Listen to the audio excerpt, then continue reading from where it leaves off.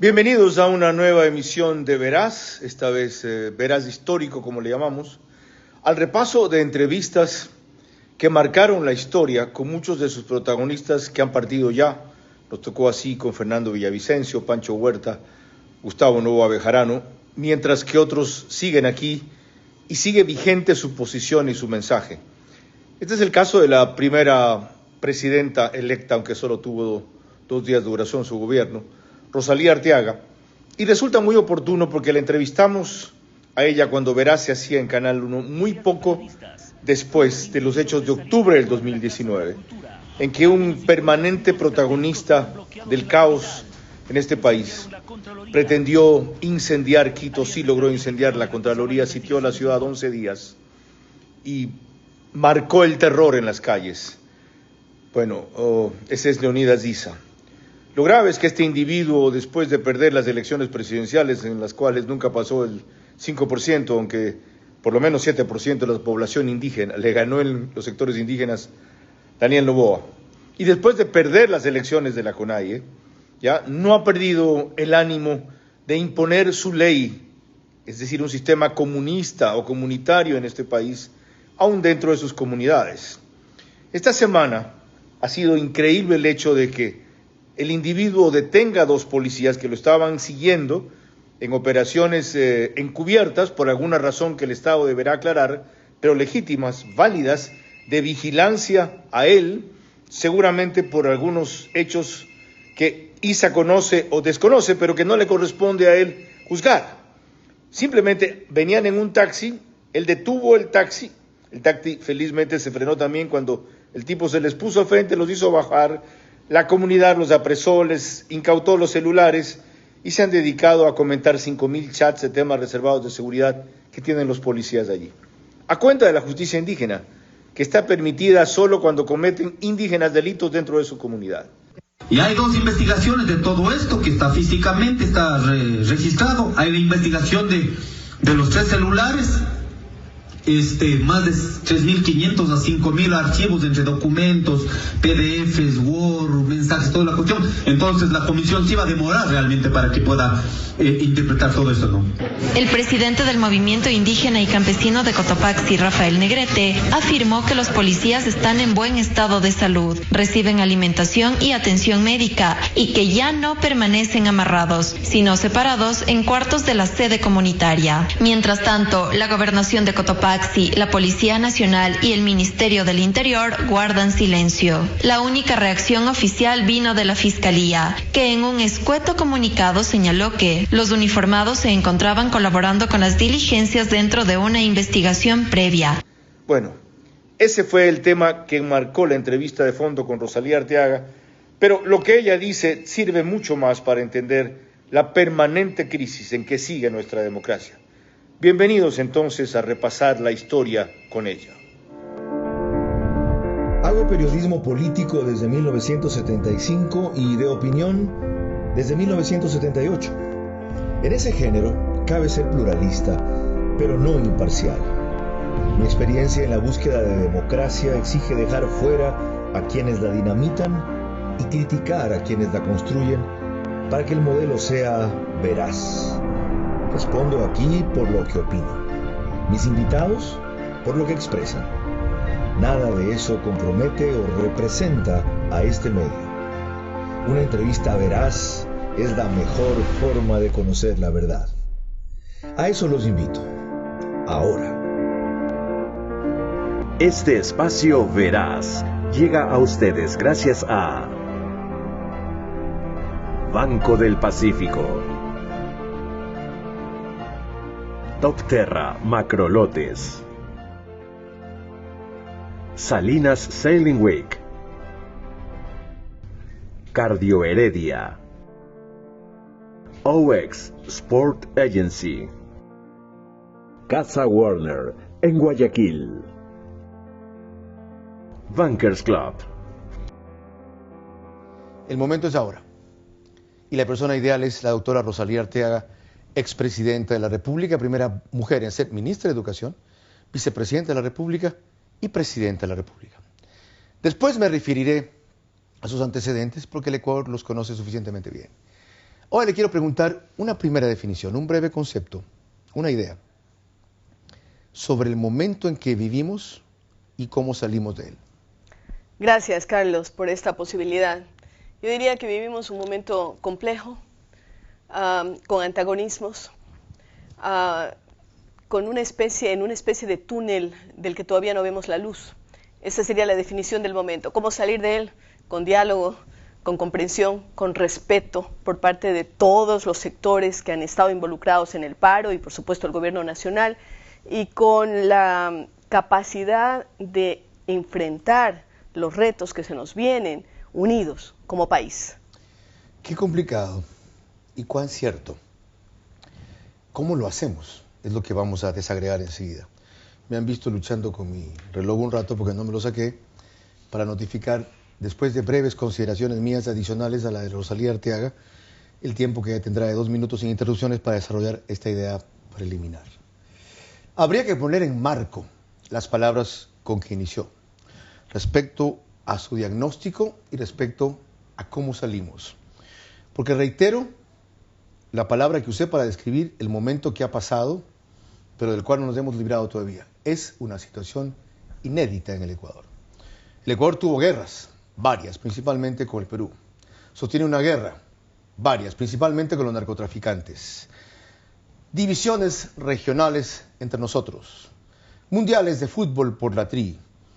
Deposición de presidentes y golpes de Estado. Pero algo como lo que ocurrió, que nos puso al tris, una guerra civil, al tris. Si los civiles comenzaban a responder con los que temían al miedo que les infundieron en vez de refugiarse, llevan a ver la magnitud de respuesta violenta preparada y camuflada por terroristas y vándalos llamados activistas políticos o líderes gremiales en algunos casos. O si la policía y las Fuerzas Armadas actuaban hasta el extremo que les permite la ley, en un estado de excepción, estaban activando la mecha que los conspiradores esperaban para que se prenda el fuego, del cual todavía nada más quedaban cenizas, aunque quemaban la Contraloría. Pero eso no lo valoramos, porque no caímos. Eso no sabemos, porque no pasó. Es como, para usar una símil cortita, cuando voy en el carro y exijo a mis hijas que usen cinturón de seguridad, dicen, ¿para qué siempre insistes en esto si nunca nos hemos chocado? Como no han vivido la experiencia de un choque, no conocen la importancia del seguro. ¿Saben qué hice? Frené un rato abruptamente cuando estaban sin el cinturón y se dieron con el asiento delante. ¡Papi!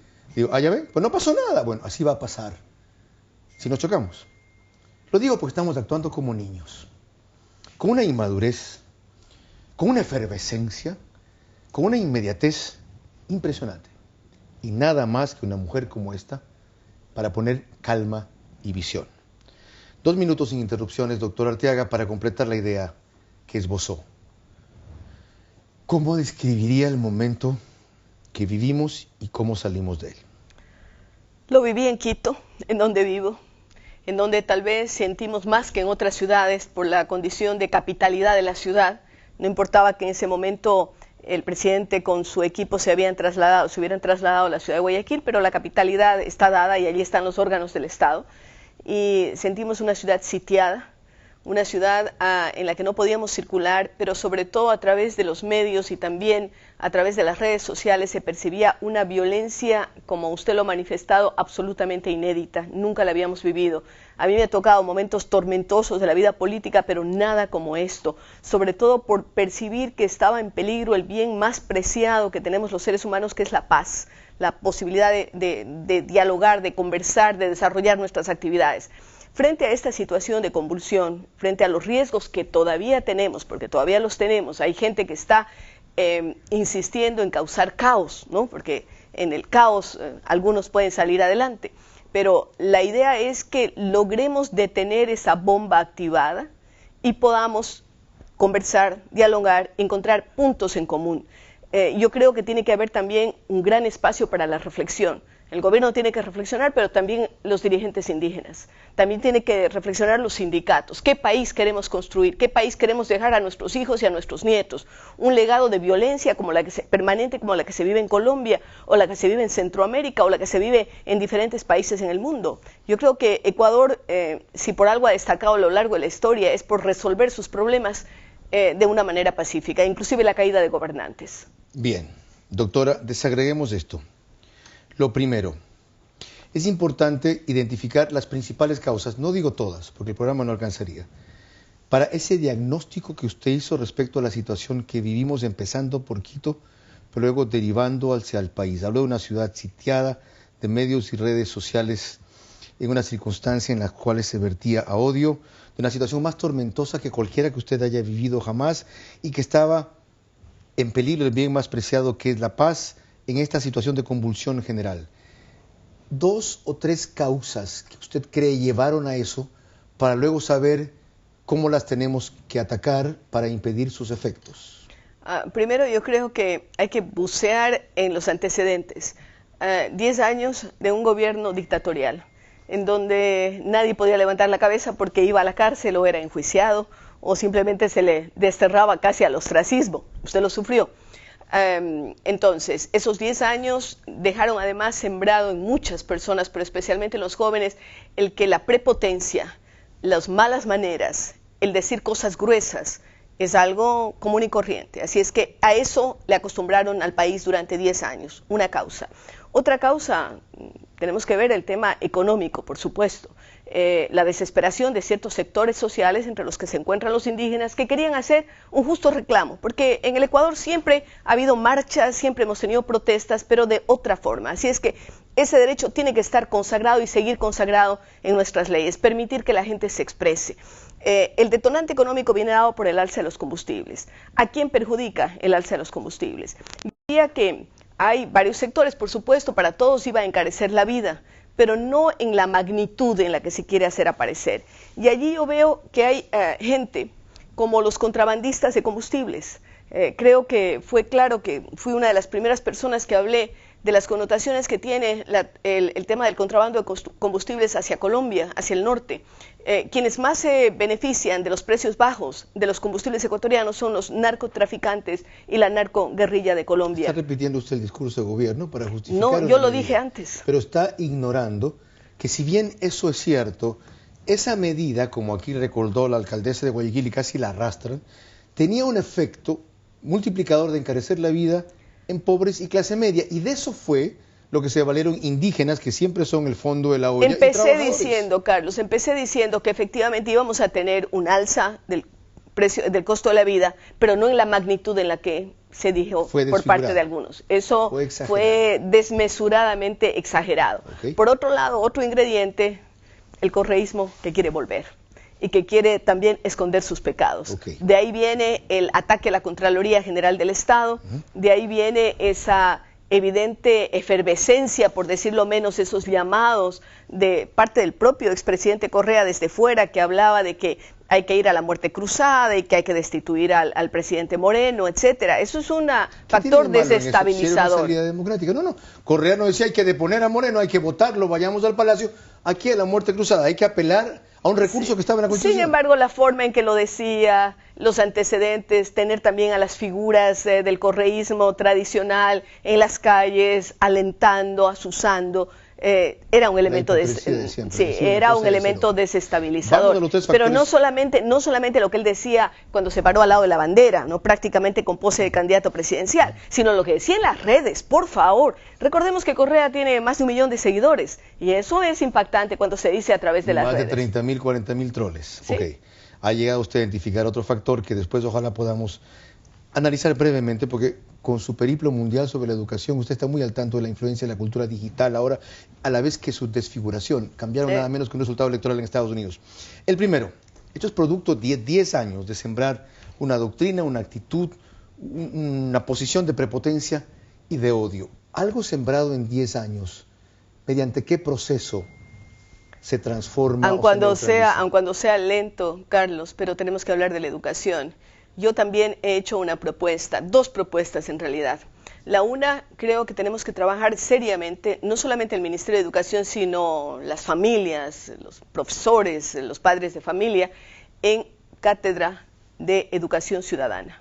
Porque si tenemos buenos ciudadanos, el buen ciudadano no destruye su ciudad, el buen ciudadano no ataca a su vecino, el buen ciudadano no dice mentiras en las redes sociales. Podría abundar en ejemplos. Ese es un caso. Y el otro, hace algún tiempo tuve la oportunidad de escucharle a la embajadora de Gran Bretaña, del Reino Unido, aquí en el Ecuador, sobre unas estadísticas que a mí me llamaron la atención. Ella decía, yo no recuerdo exactamente las estadísticas, pero que está comprobado que cuando hay mujeres en procesos de mediación, los resultados son mejores y de más largo aliento. Trabajemos en formar mujeres mediadoras para desarmar esos posibles fuegos que pueden estar todavía tratando de atizarse. Hay allí una propuesta. Está claro que es un proceso de largo aliento, pero justamente porque es largo hay que comenzarlo alguna vez. Ya hay que hacerlo ayer, y mantenerlo. La Sí. segunda, dijo las medidas económicas, y fue muy claro respecto a que se magnificó su impacto. Pero sabiendo la tipo de sociedad que somos, el momento que se vivía, el no tener mayoría legislativa, los indígenas y los trabajadores a la expectativa de una razón para unirse y protestar, Correa asusando todo, el proyecto no enviado a la Asamblea, ¿no fue una barbaridad del gobierno? A ver, hay varias cosas de las que podríamos comentar del gobierno, de falencias del gobierno. Una, lo hizo un poco tarde, cuando su capital político está bastante bajo. Una. Dos, seguramente no se dieron los diálogos que debían darse previo a tomar la medida, hablar con los sindicatos, hablar con el sector indígena, hablar con los más afectados, que es la gente más pobre de este país. Cosa y tenemos que reconocerlo. Ahora aprobada recién por el ahora, FMI, pero felicitada. Esto tenía que hacerse antes. Luego, una mala política de comunicación o inexistente política de comunicación del gobierno, porque nosotros hemos sido críticos de decir que los medios públicos no tienen que ser considerados medios del gobierno, pero sí tienen que informar a la ciudadanía de lo que está pasando, y esto no se dio. Por otro lado, yo diría también que hay que pensar en qué pasó con Fuerzas Armadas y Policía, dónde estaban los sistemas de inteligencia para prevenir lo que podía pasar. Eso, ¿por qué un gobierno como este tiene tantas falencias, a veces chiquilladas o novatadas como lo que usted acaba de identificar? ¿Por qué?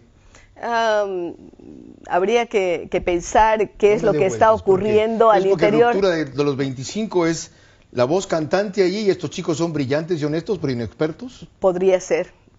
Yo no he hecho un análisis exhaustivo sobre cuáles son las causas. Estoy hablando de los efectos, de lo que podemos ver los ciudadanos. Yo no estoy al interior del gobierno, no sé lo que está pasando allí, pero a todas luces se ve que no estaban preparados para una situación. Ahora, también hay que decir que a todos nos sorprendió, así es, a todos nos sorprendió, pero podían haberse prevenido ciertos efectos si es que se actuaba de otra manera. Porque la inteligencia falló, ¿verdad?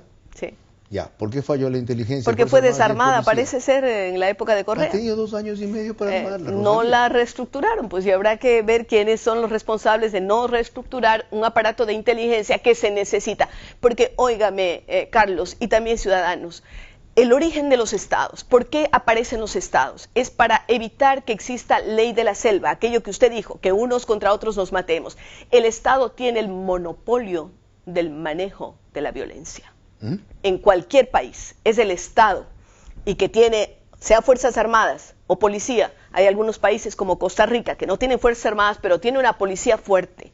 Ellos son a los que nosotros los hemos delegado el manejo del orden, de cómo puede una sociedad funcionar. Y fallaron. Exactamente, yo me sentí, y todos los ecuatorianos nos sentimos desprotegidos. Me parece que aquí en Guayaquil, entre la buena relación entre alcaldía, gobernador, etcétera, esto funcionó mucho mejor. Pero vaya usted a preguntar en La Tacunga, vaya a preguntar en Ambato, en mi ciudad, en Cuenca, en donde hicieron también destrozos tremendos, y además fue una ciudad totalmente sitiada, para lo que tuvo que crearse un puente aéreo para llevar medicinas y para llevar alimentos. Y en la guerra. Okay, entonces, como guerra, y esto no es posible que lo tengamos en el país.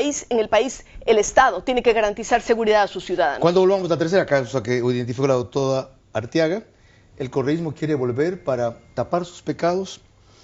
Para ese bloque irán entonces un par de videos previstos que estaban en esto. Cómo actuó la Junta Cívica en Quito, una breve participación de ella, y luego la concentración que se produjo en los Chiris. Pero no puedo irme a la pausa sin una acotación, producto de mi constatación de vivir en Guayaquil 23 años. No solamente fue que Guayaquil se blindó por la buena relación que tienen las autoridades con el gobierno, la policía o las Fuerzas Armadas. Es por el modelo de desarrollo que aquí se ha instaurado que hace que la autonomía funcione y le ha devuelto a esta ciudad identidad, sentido de pertenencia, unidad en las grandes causas. Aquí también hubo la sensación que ella describió que sintieron en todo el país. Aquí también había temor cuando hubo que ir a Durán a frenar a los que se querían pasar hasta acá. Pero aquí hubo unidad y actuación de civiles, policías y militares liderados por autoridades. Por ejemplo, el gobernador, por ejemplo, Andrés Roche de la ATM y otros protagonistas más que no aparecieron y lideraron mucho. Eso no es una casualidad. Eso es porque aquí ha habido continuidad de un modelo exitoso, cosa que este país no ha tenido y debe comenzar. Y que es hora de adaptar y emular y no de envidiar y reprochar. Ojalá la independencia otra vez, como fue el 9 de octubre de 1820, comience a subir de aquí o a salir de aquí a otras regiones, aclarando que se debe respetar la identidad de cada cual, pero que hay que también reparar en algo que llegó a funcionar. Por algo debe ser, ¿no? Pero Escordero está muerto. Nebot ya no es el alcalde y sigue funcionando. Y Cintia Viteri tiene apenas 3 o 4 meses y sigue funcionando. Por algo debe ser. Una última cosa. Aquí se ha hecho siempre Guayaquil independiente y enseguida Guayaquil por la patria. Aquí no hay, se radicó ya, el sueño de aperro de unos secesionistas y sectarios separatistas. Se incuba otro sueño de federalismo, pero eso lo analizaremos después. Estamos con la doctora Rosalía Arteaga, evaluando un caos necesario de diseccionar para encontrar las salidas respecto a las cuales ha adelantado 2 cosas claves. Educación, la primera. Educación e inteligencia respecto a cómo proceder cuando se debe hacer lo correcto.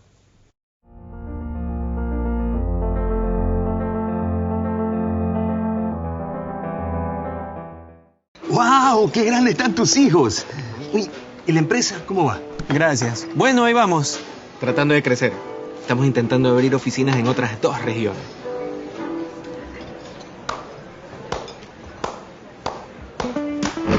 Con aplausos no crece tu empresa, crece con dinero. Por eso creamos la nueva Banca Pyme, créditos para impulsar el crecimiento de tu negocio. Solicítalos en Agencias Banco del Pacífico, tu banco.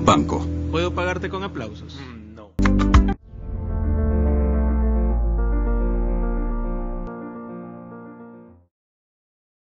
Estábamos hablando con Rosalía Arteaga, los entretelones de la crisis, en la cual entrevistaron recién en una radio venezolana de oposición, me dice doctora. ¿Qué es una radio de oposición? En Venezuela, de oposición al régimen de Maduro. O sea, de los de Guaidó. No sé si de Guaidó, pero en general, yo no creo que sean de Guaidó por los comentarios que oí, pero sí de gente que no está contenta con lo que está pasando. Y analizamos el tema del socialismo del siglo XXI y qué pernicioso ha sido para América Latina, porque a mí me pasa, y yo estoy constatando las realidades de otros países en el mundo y veo que inclusive África, a la que siempre le pusimos de lado, tiene indicadores económicos mejor que América Latina, mejores, a ese extremo, okay. Sí, y no tenemos esa posibilidad de mirar hacia el futuro porque todavía penden la elección en Bolivia, la elección en Argentina, qué va a pasar con México, qué va a pasar con el propio Ecuador, qué está pasando en los diferentes países, y esto me angustia porque nosotros hemos considerado que siempre América Latina es el continente de la esperanza. Esa es la gran ventaja y el gran valor agregado a lo que usted dice ahorita, que su periplo por el mundo le permite ver el bosque y no solamente los árboles, entre los cuales estamos enredados. Y por eso esta invitación.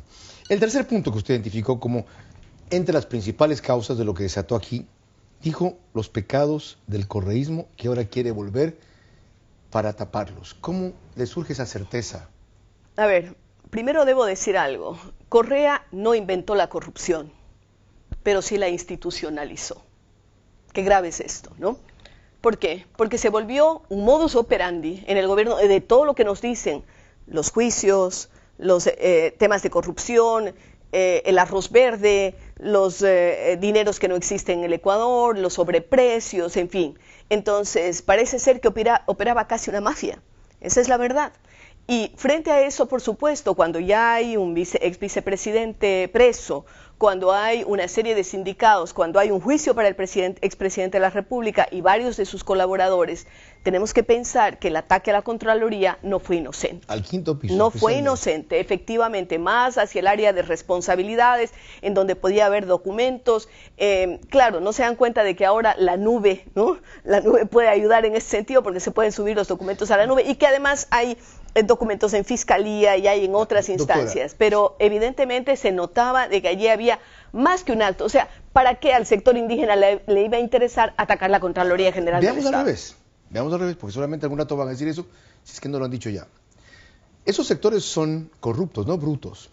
¿Cómo van a ser tan brutos en inducir un ataque de esa manera, tantas ocasiones, reiterada, cuando lo lógico era la deducción que usted acaba de hacer? ¿Por qué no decir que los opositores fueron utilizados, los opositores del correísmo, los odiadores de la derecha y todo lo que quiera la oligarquía, la prensa corrupta, etcétera, para otros infiltrados que hagan eso y se los adjudiquen a ellos? Carlos, yo puedo hacer análisis, pero no tengo una bola de cristal para saber qué está dentro de la mente con todos sus vericuetos de estas personas, que demostraron además que querían eternizarse en el poder, porque ese fue el plan, quedarse para siempre, como lo que ha pasado con Lula en Brasil, como ha pasado con el chavismo en Venezuela. En fin, parece ser que hay además...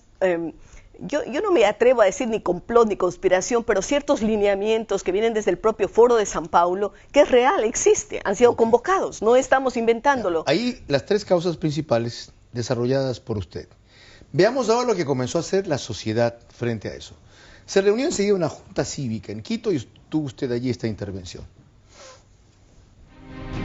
Reuniones como las que estamos teniendo el día de hoy aquí en Quito, se las den en otras partes del país. Es decir, una iniciativa nacida aquí de que se conformen juntas cívicas en Guayaquil, en Cuenca, en las diferentes ciudades del país, en todas ellas, porque el ataque ha sido no solamente contra Quito. Estamos viendo lo que pasa con los pozos petroleros de la Amazonía, lo que está pasando en Ambato, lo que está pasando en La Tacunga, en Salcedo, etc. Entonces, promover la creación de juntas cívicas en todo el país, que defendamos un país pacífico, un país no violento y que rechacemos de alguna forma esa violencia que la hemos visto. La paz tiene que regresar al Ecuador. ¿Regresó? No todavía, Carlos. Regresó una calma tensa, porque todavía todos estamos expresados, todos estamos angustiados. ¿Por qué vendrá? Algunos sufren más o menos por las medidas económicas, dirán, va a regresar la medida económica, se quitarán los subsidios o nos subirán el IVA o qué sé yo. Hay preocupación. Muchos tenemos preocupación. ¿Habrá otro brote de violencia? ¿Podrá esa demostración de fuerza que le hizo retroceder al presidente de la República hacer sentir envalentonados a ciertos sectores para que la vuelvan a usar? Esa es la gran preocupación que tenemos. Y frente a ello, lo único que podemos hacer, ciudadanos que creemos en que el diálogo es fundamental, en que podemos discrepar. Hace poco yo a un ciudadano que me decía cosas en el Facebook y le decía, mire, yo no estoy de acuerdo con usted, pero respeto lo que dice. El diálogo es fundamental. Es fundamental. ¿Cómo hacer que sea exitoso? Se llamó a retomar las mesas de diálogo. Sí, yo creo que todos tenemos que tratar de dar el ejemplo desde la trinchera en que nos encontremos, Carlos. Creo que la prensa tiene mucho que decir en tema de paz, de diálogo, porque esto parece que al momento puede sonar repetitivo y cansón. Habla sobre la paz, habla sobre la paz. Pero estuvimos a punto de perderla, la perdimos unos días. Es decir, ya muchos, inclusive los niñitos, yo puedo decir por niñitos cercanos de mi familia, que estaban asustados de ver lo que pasaba en las pantallas, o salían a la calle y veían los gritos. ¿Qué podemos decir? Nosotros sabemos que en el área indígena los hombres no salen solos a la batalla o a protestar, salen con sus mujeres y sus niños. ¿Qué pensamos de esos niños que están absorbiendo gases lacrimógenos? Pero no solamente eso, sino tal vez peor, pensar que el palo, que la agresión resuelven las cosas. Con eso vamos a seguir. Porque Rosalía Arteaga, luego del diagnóstico que hizo, la identificación de las causas que ha mencionado y la descripción de cada una, pasó a la siguiente parte, a decir que se detuvo la activación de una bomba y que debemos empezar buscando los puntos en común. ¿Cuáles son para ella los puntos en común? De eso hablaremos al volver en esta entrevista veraz con la doctora Rosalía Arteaga, expresidenta y vicepresidenta de la República, la primera ministra de Educación que también lo fue, directora de una fundación que se llama Vidal. Fidal. Autora de 15 libros, este es el último. El Duende de Itabaca y otros cuentos para niños. De lo que yo recuerdo, Itabaca es el canal que separa a la isla de Balta con Santa Cruz. Sí, exactamente. Está ambientado en Galápagos. Ok. ¿Este de aquí qué es? Premio a la excelencia educativa. 12ª edición para premiar a los mejores profesores. Y ahí está parte de la solución de la que vamos a hablar, los maestros. Este CD de música, Conjuros. Mis poemas musicalizados por Eduardo Neira. Ok. ¿Y esta revista de acá? Para profesores. Educanews. EduNews. EduNews, dirigida a profesores de escuelas y colegios del Ecuador, en que hablamos sobre temas importantes para la educación. Bueno, más adelante ojalá haya tiempo para hablar de ella, que también se hizo competidora. Entrevista desde que se fue del gobierno. Tiene un programa que se llama Cara a Cara y ya van a ver lo que me hizo también. Pero volveremos con los temas profundos y serios sin dejar de tocar los otros, porque si algo no hay que perder en esta crisis es el sentido del humor y la distensión.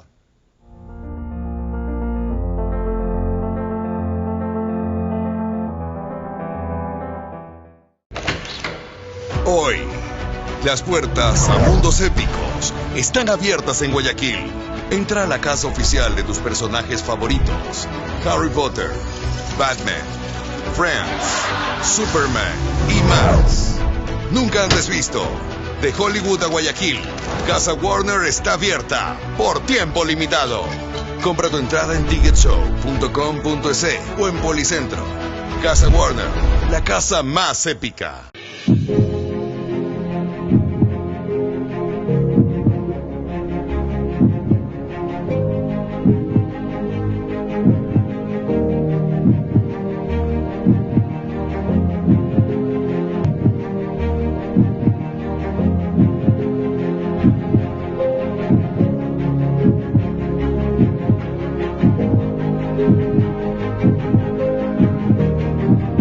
Acompáñanos a vivir esta experiencia. En OX Sport Agency impulsamos el talento deportivo al máximo nivel. Ofrecemos asesoría integral desde gestión de proyectos hasta marketing deportivo. Conectamos a nuestros deportistas con oportunidades globales y les preparamos para brillar. Unimos pasión y estrategia para que cada atleta alcance sus metas. Únete a OX Sport Agency y lleva tu carrera al próximo nivel. Contáctanos hoy.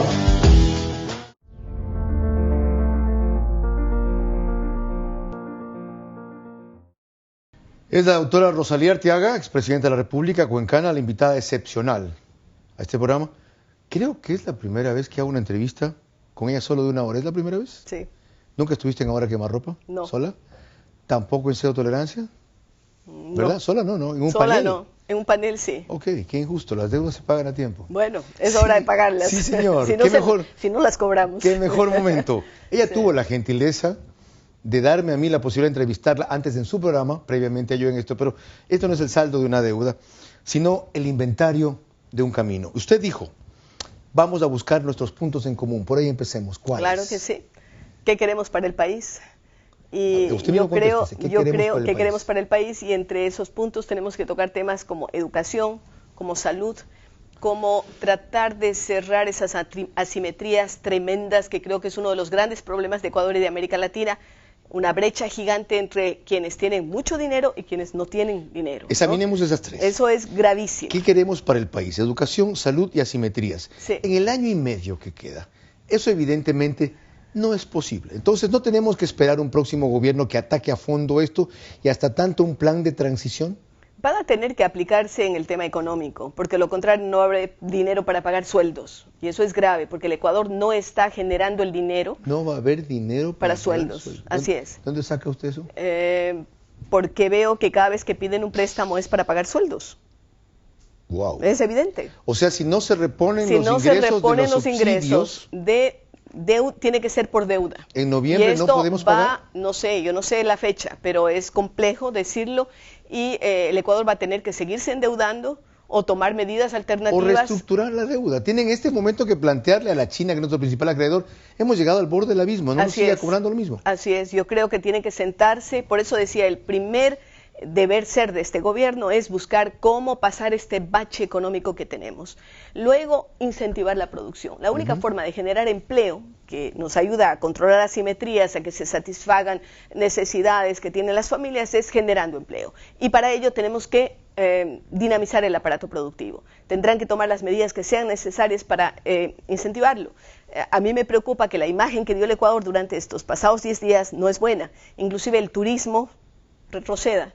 ¿Por qué? Porque esa gente que tenía sus tickets comprados para venir al Ecuador y que no los pudieron utilizar o porque estaban suspendidos los vuelos o porque no había condiciones para que aterricen, sobre todo en Quito, porque en Guayaquil venían con un poco más de regularidad, porque esos 500 peruanos que se quedaron atrapados entre la frontera y el Ecuador, que no podían salir a su país, que no podían hacer las visitas programadas, van a ir a contar a su gente, a sus familias, que a Ecuador no es bueno venir. Incentivar la producción, estimulando más de lo que ya se ha hecho la inversión privada, dando más ambiente propicio al capital extranjero, especialmente en el tema de la minería. Mire, el tema del capital extranjero es un poco un mito, excepto en minería y petróleo. En el resto es un mito.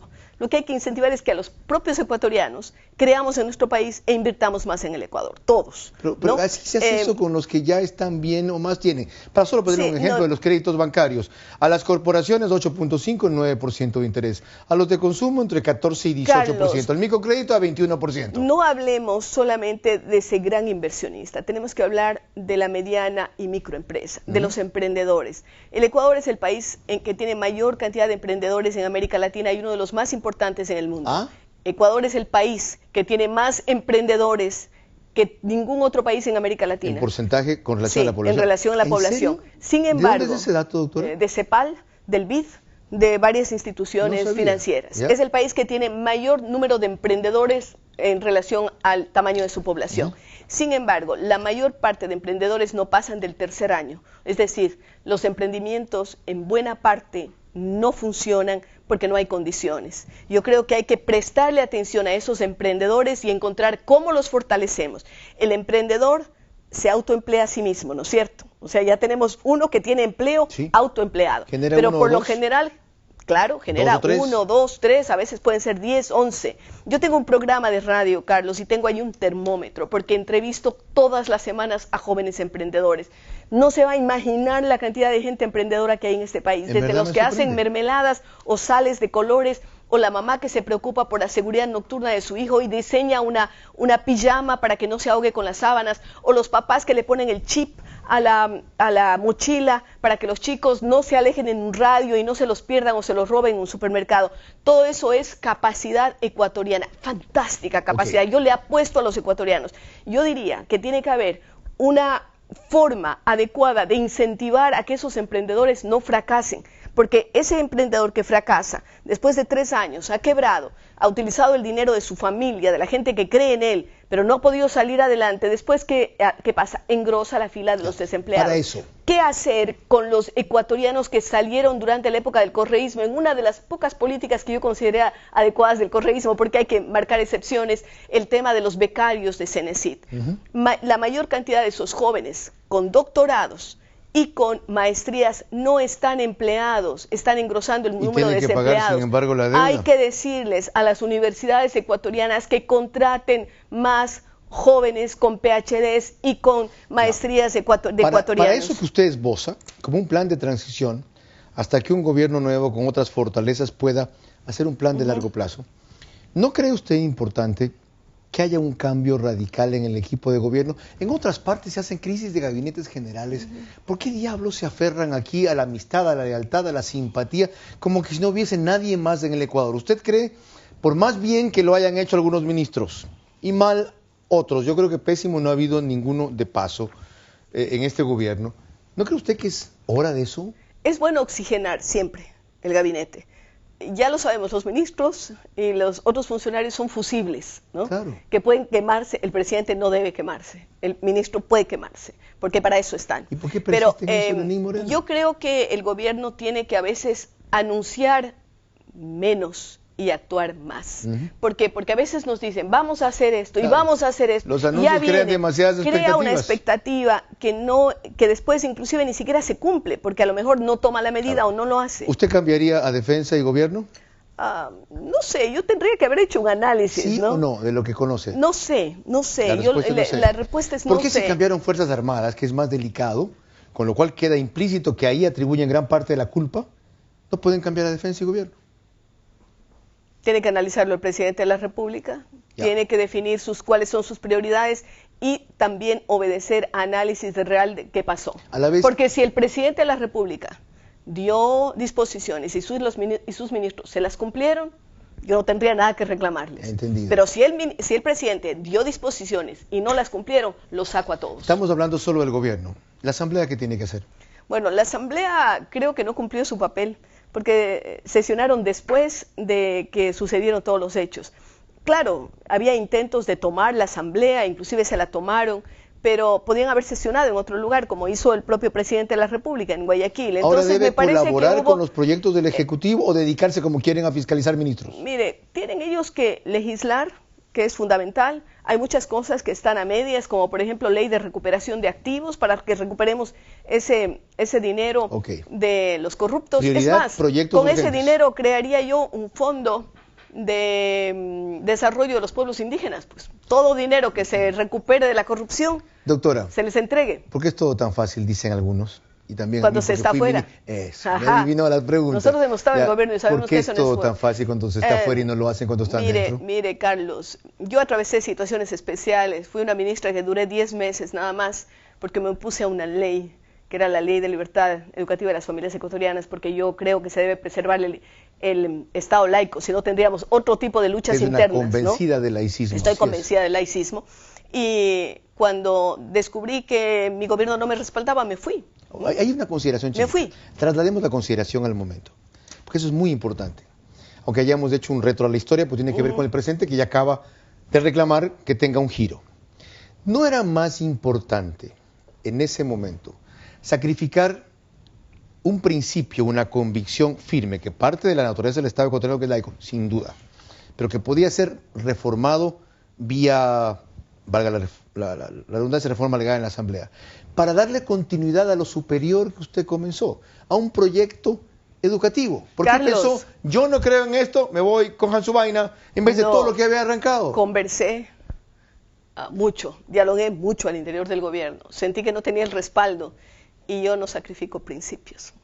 Puede ser que esto me haga una pésima política, en el fondo, tal vez sea una pésima política, pero no sacrifico principios. ¿No es eso muy yo vanidoso? No puedo, no. Yo primero, yo no es que yo no, se trata del principio. Yo soy transitoria, me voy a morir, pero el principio prevalece. Y cuando me quieren poner a ejecutar una ley con la que yo no estoy de acuerdo, le digo, por favor, no hago bulla, no estoy haciendo ningún escándalo, que pongan a otra persona que puede ejecutarlo de mejor manera que yo. Porque si yo no estoy convencida, ¿cómo lo ejecuto? La comprendo. ¿Sabe qué? Porque yo soy igual. Yo tampoco sacrificio principios y por eso no sirvo en la política. Es complicado. En la política hay que estar para sacrificar principios. Eso es grave. Por resultados. Si no lo entienda, no haga política. ¿Cuál es la línea o el límite? Lo podemos debatir. Entonces, en política toca a veces tragarse su dignidad, algo que yo no he podido. No he podido tragarme mi dignidad. Porque sin dignidad no soy nadie. Le llaman ego por el resultado. Mire, yo creo que eso, al menos en mi caso, es responsabilidad. Es responsabilidad. O sea, si yo estoy convencida de algo y lo hago y trato de hacerlo bien, puedo ser mucho más eficiente que si yo no estoy convencida de algo y trato de ejecutarlo. Cierto. Y esto me ha pasado en la vida, no solamente en la vida política, sino en la vida literaria, como profesora. Soy persona de convicciones y que también tiene ideas que quiere hacer la realidad. Entonces, si yo dejé en un momento dado de ser ministra, sin embargo estoy más de 20 años dirigiendo una fundación de educación, es decir, demostrándole al Ecuador que no se necesita estar en un cargo de gobierno para hacer las cosas por el país. Cierto. Hacia allá voy yo. Yo lo avalo porque lo conozco, no porque la señora me simpatice.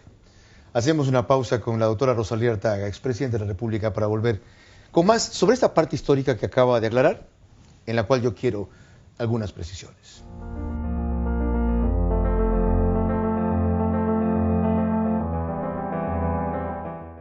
¡Wow! ¡Qué grandes están tus hijos! Uy, ¿y la empresa cómo va? Gracias. Bueno, ahí vamos. Tratando de crecer. Estamos intentando abrir oficinas en otras 2 regiones.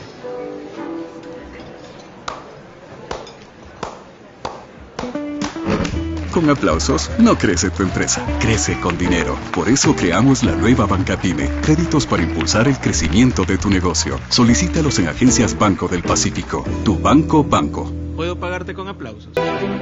Vive la experiencia Bankers en nuestros amplios salones con vista panorámica. El lugar ideal para celebrar tus eventos sociales y corporativos al más alto nivel. Contáctanos al 099-2685-224 o a través de nuestras redes sociales @Bankers Club Ecuador y disfruta de los mejores espacios de la ciudad con la mejor gastronomía. Eleva tus eventos al estilo Bankers Club. A las 22 horas. El gobierno americano, más allá de ser un negociador comercial, está buscando consolidar relaciones en la región y obviamente con el Ecuador. De lunes a viernes y domingos. Trump no vino para mover un poco las piezas, él vino para patear el tablero y hacer unas nuevas reglas. Entrevistas que hacen historia. Entonces lo que tenemos que hacer es el gran debate nacional, que coincido contigo. Entonces vamos al cambio, sustitución de capítulos enteros de la Constitución. Y preguntas que abren caminos. ¿Cómo comprar los medicamentos que sí hay enseguida? Y no armar un problema peor.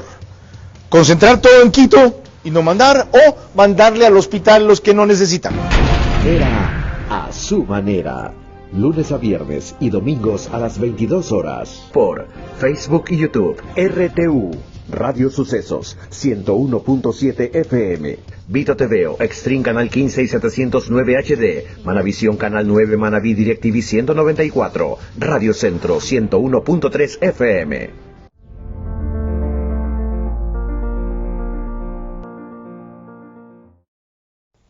Una aclaración histórica sobre su rol cuando fue ministra de Educación. Y ahora vean un acto de justicia que realmente hizo este gobierno recién, sobre su rol como presidente de la República. Tardaron 21 años en colgar su retrato en el Salón Amarillo, hasta que lo hicieron, y lo recogió Canal 1 así. Una emoción muy grande, por saber que es algo justo, y también porque es una reivindicación para las mujeres ecuatorianas, porque es interesante. Yo participo en muchos foros. Hace no mucho yo estuve discutiendo con algunas personas que decían que la primera mujer votante de América Latina era de Uruguay, y yo discutí y dije no, la primera mujer votante fue Matilde Hidalgo de Procel, Lojana, y yo les hice ver las fechas. Mire, se dio porque sé yo, después de que esto ha ocurrido, que un grupo de mujeres liderado por Graciela Mayorga de Guayaquil decidieron solicitarle al presidente, y el presidente dio cabida a esa solicitud. Así se inicia este proceso. Corrijo allí, yo me equivoqué. Como vieron, nuestro generador de caracteres los dijo bien. Era un video de Ecuador TV. Disculpas, no era un video de Canal 1. ¿Por qué traje esto a colación, doctora? ¿Eso no le inclina su corazoncito hacia el gobierno, que le hayan hecho justicia y lo evalúa el gobierno con tanta benevolencia?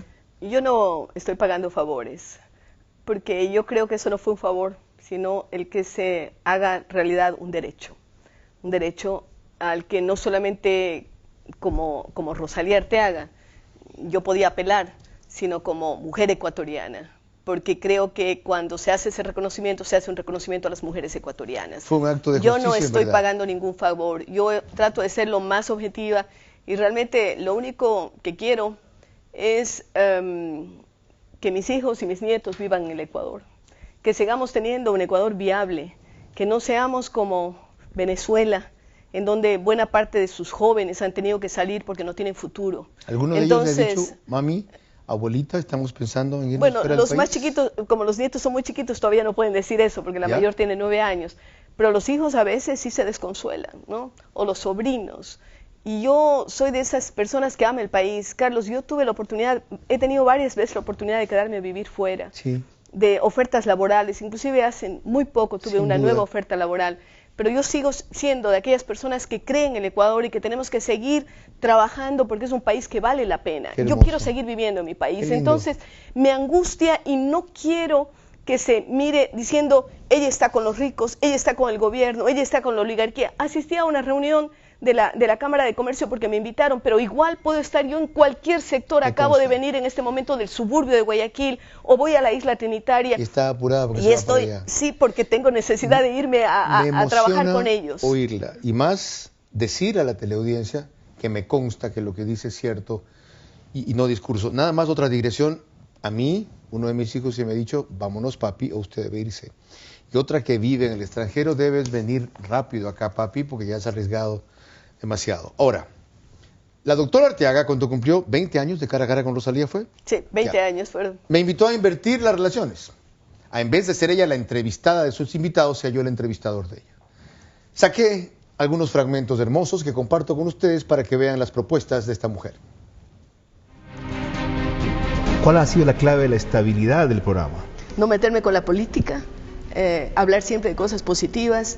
Yo nunca he entrevistado a una persona que me diga cosas negativas, simplemente no la entrevisto. Si yo fuera solamente profesora, solamente conductora de un programa de televisión, probablemente estaría agotada. Yo creo que el quid del asunto ha estado en que yo en mi día tengo varias vidas, en mi día, varias vidas. Entonces puedo hacer varias cosas y sentirme encantada. Yo digo que mi vida es, y creo que la vida de todos es como una especie de gran rompecabezas. En el rompecabezas uno pone fichas, ¿no? Pero a veces viene alguien de por atrás y le ayuda a poner una ficha y calza perfecto. Así se metió la política en mi vida. La mayor parte de mi vida la he dedicado a educación y a cultura. Entonces pienso que desde allí es donde puedo dar más aporte, no necesariamente el Estado. También estoy en una cruzada por demostrar que las personas no necesitamos estar en la política y un cargo público para marcar la diferencia. Coincido. Allí ya adelantó un concepto que hay reiterado acá. Sí. Ok, ¿cómo hacer para multiplicar el efecto de su programa? Me encantó su visión, es una pena que yo no pueda hacer lo mismo que usted. Yo no entrevisto a gente que dice cosas negativas, mi programa es exactamente el contrario. ¿Cómo hacer, por otra necesidad que no tengo que explicar, cómo hacer que ese efecto sea multiplicador? ¿Cómo hacer que esto que he hecho a través de la Fundación Fidal y un gran equipo en la educación tenga un efecto multiplicador y que no haya que ser necesariamente funcionario de gobierno, funcionario público para aportar al país? Otra de las iniciativas que tenemos en la Fundación, Carlos, es una escuela de liderazgo. Desde hace 5 años estamos formando a equipos de líderes para que hagan el cambio. Yo le tengo fe a esa generación de recambio. Cuando esos jóvenes que están ahora graduándose, ahora el 10 de noviembre se va a graduar una nueva promoción, cuando esos jóvenes estén en capacidad de liderar, de ser candidatos, de participar, de ser funcionarios públicos, aspiro a que esos conceptos éticos, ese amor por el país, ese amor por el medio ambiente, la preocupación por las causas sociales, den sus frutos. Bien, sus palabras finales tras lo que hemos hablado. Decir que no perdamos la esperanza, que todos tenemos capacidad de sentarnos en una mesa, de conversar, de hacer que las diferencias se zanjen por vía de la palabra, no por vía del golpe, no por vía de la amenaza. Por supuesto tienen que haber acciones y yo aspiro a que el gobierno tenga las acciones suficientes como para que esas situaciones de emergencia sean reparadas. ¿Y qué les dice usted a los sectores que dicen cuando hemos hecho eso no funciona? Solamente cuando llegamos a ese extremo, protestamos y reclamamos altisonantemente es cuando funciona. Por eso el país está como está, pues Carlos. Eso tengo que decirles. ¿Queremos ese país como está? ¿Queremos seguir con las personas teniendo que luchar por cada uno de sus derechos? Porque luchan por sus derechos. Tenemos que buscar la forma en que cada uno de nosotros podamos aportarle al país. Sector indígena, sector campesino, montubio, afros, los mestizos, que somos la mayoría, porque yo creo que Ecuador es un país eminentemente mestizo, culturalmente lo somos todos. Entonces, ¿por qué no poner esos puntos sobre la mesa y decir vamos a construir un mejor Ecuador? No es fácil. Nadie dice que sea fácil. No se dice que se va a conseguir en lo que le queda a este gobierno, pero probablemente en los siguientes se pueda ir profundizando ese diálogo que tanta falta le hace al Ecuador. Bien, queda el reto planteado. Para hacerle caso y desarmar la palabra, he escrito mi texto de cierre. Muy bien. ¿Ya? Cosa que usualmente no suelo hacer. Hasta aquí la visión y opinión de alguien que llegó a lo más alto del poder y no cayó en lo más bajo de la política, dedicándose a promover lo que nos hace falta para madurar, educar. Mi opinión, en cambio, es que la personalidad y el pensamiento de Rosalía Arteaga entrañan una guía profunda para este momento de convulsión que todavía vive el país y que será su característica hasta el fin del periodo de Lenín Moreno, con riesgo de extenderse más si no lo sucede un líder o una líder, debo decirlo porque está al frente mío una mujer, demócrata, con firmeza, capacidad de inteligencia superiores. Es ella, Rosalía Arteaga, una guía porque su accionar es un ejemplo de saber ganar y perder en vez de convertir su carrera en una obsesión. Ganó al aceptar una fórmula que la necesitaba para balance y proyección, pero perdió al aceptar una sucesión constitucional, a mi juicio, en lugar de renunciar cuando vio que las distancias con el presidente que ayudó a elegir eran insalvables. El Congreso no le perdonó eso, pero sobre todo el ser mujer, el carecer de un gran partido, como era el MIRA, el tener talento y aspiraciones. En los hombres eso es mérito, en las mujeres ambición. Lo extraordinario es que Rosalía Arteaga no optó por el retorno, la venganza o la amargura, sino por dedicar su futuro a lo que puede salvar el futuro del Ecuador, la educación. Antes fue subsecretaria de Educación, como lo hemos recordado aquí, en el gobierno de Durán Ballén, con Eduardo Peña Triviño como ministro y luego titular de esa cartera de donde salió, como también lo aclaró ella, por defender el laicismo. Principios, dijo. Desde entonces ha tenido y resistido decenas de tentaciones para ser candidata de todo o a todo y volver a la política. Pero ha preferido llegar donde ustedes la han visto y donde está, a ser un faro en la educación de este país, un referente. Y desde allí ha opinado y reflexionado en este espacio para que valoremos lo que ella ha defendido durante 22 años. La paz, la democracia y la concertación. Ese es el norte por el cual debemos seguir en estos días post-paro y para algunos post-parto, cuyo desenlace no apreciamos porque, como dije también al inicio, nunca ocurrió lo peor. La masacre que se generaba si se respondía a los vándalos y terroristas con toda la fuerza que permite la ley y la guerra civil, a punto, este es el problema con los papeles, a punto de estallar si los ciudadanos defendían a bala, a palo o con cuchillo sus propiedades vulneradas. No lo olvidemos, no caímos al precipicio y no sabemos cómo duele porque regresamos. Pero como les dije, esta es solo mi opinión. Ustedes han escuchado una más madura y más sabia a través de la doctora Arteaga. Le agradezco enormemente por su comparecencia y a ustedes por su paciencia. Dios mediante. Hasta el próximo programa, si ustedes no callan y como siempre, vencen el miedo.